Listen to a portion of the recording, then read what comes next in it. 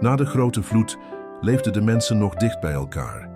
Ze spraken allemaal één taal en konden elkaar moeiteloos begrijpen. Samen trokken ze naar een vlakte in het land Sinear.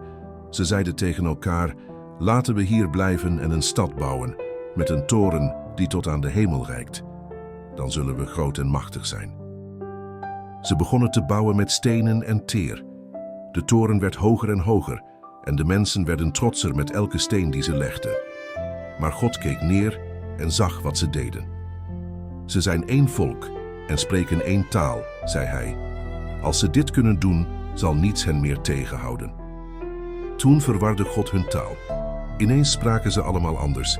Ze begrepen elkaar niet meer. De bouw kwam tot stilstand en de mensen gingen uit elkaar. Ieder met zijn eigen taal en volk. Zo kreeg de stad de naam Babel, want dat betekent verwarring.